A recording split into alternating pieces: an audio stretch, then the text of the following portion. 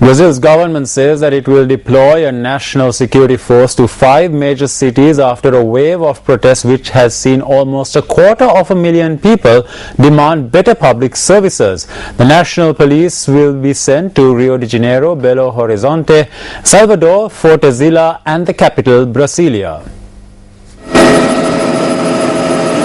The cities of Rio de Janeiro, Belo Horizonte, Salvador, Fortaleza and the capital Brasilia are hosting games in FIFA's Confederations Cup.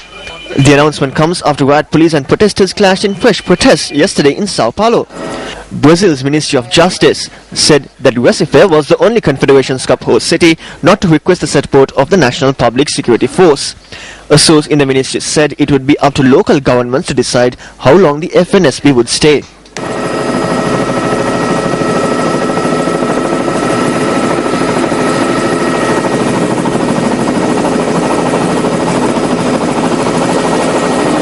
Shops and banks in Brazil's largest city, Sao Paulo, were vandalized yesterday by groups of masked activists who fought other demonstrators trying to stop the violence. The protest was the latest in a wave of demonstrations engulfing at least a dozen cities across Brazil.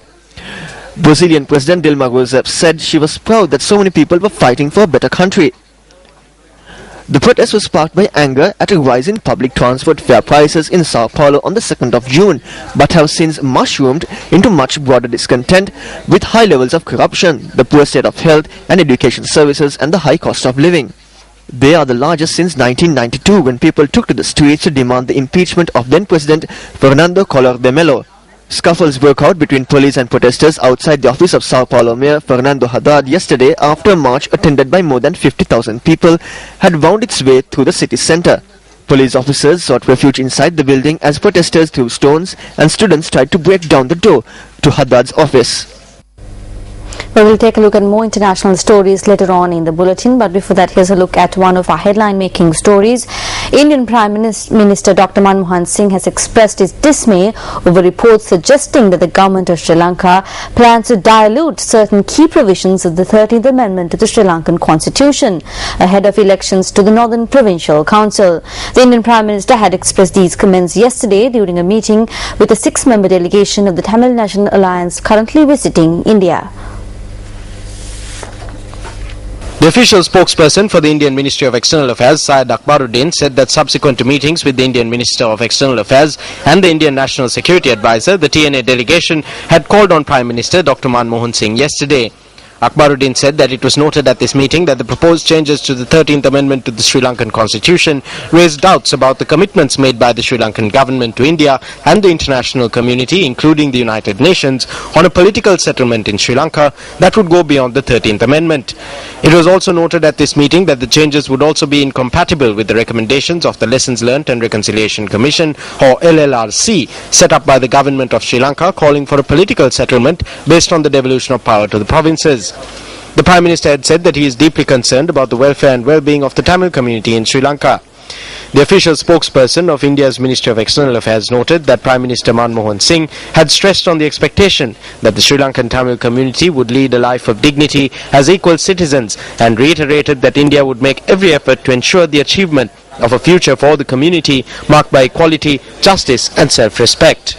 The 13th Amendment to the Constitution is one of the key points of the 1987 Indo-Lanka Accord, brokered by then Indian Prime Minister Rajiv Gandhi and Sri Lankan President J.R. Jayawardena.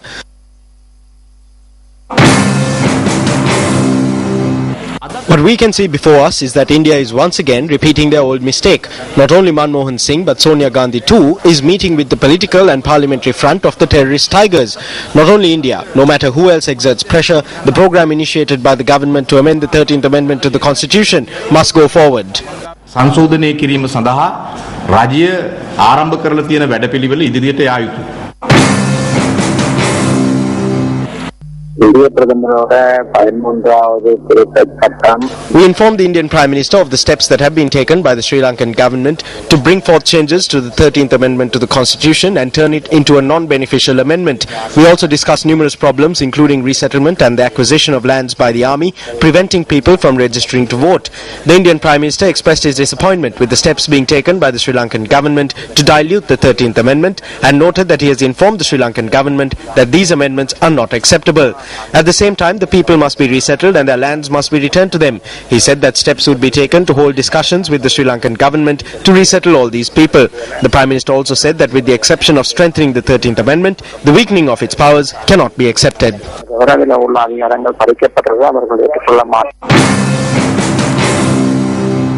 දහතුන අයින් කරන්න ඕන කියලා කියනවා 13න් කොටසක් අයින් කරන්න ඕන කියලා තිනවා ශ්‍රී ලංකා නිදහස් පක්ෂය ඊටාම Some say that the 13th Amendment must be removed. Some say that it must be amended. The Sri Lanka Freedom Party has an open mind. We will not jump to conclusions. What is most important to us is the protection of the unitary nature of the country. At the same time, if more needs to be done to uphold the rights of minorities, then we hope to take all those proposals too and move forward. ඒ සියල්ල සාකච්ඡා කළා ඒන පොදු එකඟතාවය අනුව කටයුතු කිරීම තමයි අපි බලාපොරොත්තු වෙන්නේ. Sri Lankan journalists who are in self-exile say that if justice is served with regard to the assassinations, assaults and disappearances of journalists in this country, then they will return home. They point out that they have left Sri Lanka temporarily to safeguard their lives and not for economic benefit.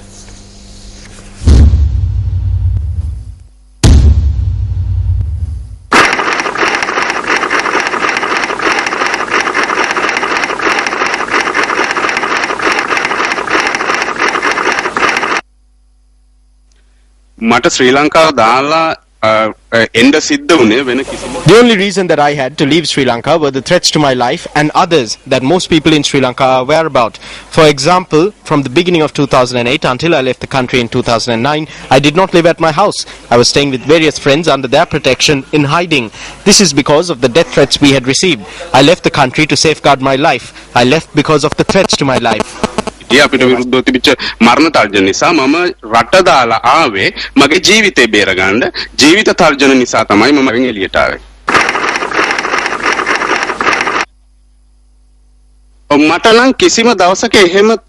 have never met anyone who had grown out their beards, shaved their heads or wore turbans to disguise themselves, who were claiming to be Sri Lankan journalists. As you said, in Sri Lanka I was an active journalist and worked with several associations. I know many journalists. I have not met anyone who has left Sri Lanka and is living in disguise.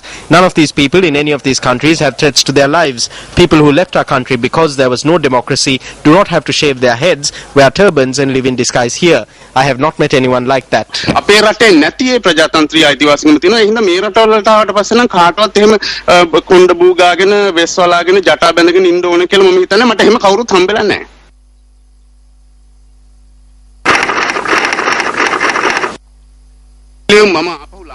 No, I am not in hiding now. I am now living in a European nation and I do not need to live in hiding here. There is no threat to my life in this country. Even today, inside Sri Lanka, there is various propaganda against me. They are saying threatening things. There are things within Sri Lanka which could pose a threat to my life. But there is no threat to my life whatsoever in the country that I am living in now. You can see me. I am not hiding in any way. I have not shaved my head or my beard, nor have I done anything else. I am not wearing a turban. I am living a normal life here. ප්‍රගිය technology කියන පුද්ගලයා මට හෝ මා දන්නා Neither myself nor any journalist that I know who has left Sri Lanka has met Pragit Teknaligoda. We do not have any information to the effect that he is residing in any of these countries. Even now, I am an active participant in the network of journalists who are in self-exile. I know Pragit Teknaligoda very well and I can state with responsibility that I have not seen him or anyone claiming to be him. Neither have I received any information to this effect. Not only for Pragit Teknaligoda, if I have an opportunity via any modern technology to give testimony regarding the assassinations or disappearances of anyone within the country, then I will do so. If there is a clear legal action being taken to find out if they are dead or abducted, and if steps are being taken to find out who is responsible, then I will come forward. I believe that all these citizens who have been killed or reported missing have a right to live. If this right has been violated or invalidated by any group, then a government and a just and humane society has a responsibility to inquire into how this happened. It is their duty. If this happens, then I will extend my fullest support. The only condition that I have is that they must not treat these missing lives and these people who have been killed as a cause for laughter or as play and denigrate them. If there is a judicial or legal procedure being initiated, then I will come forward. I ran into a cross street. People came home and found me hiding behind a flower bush.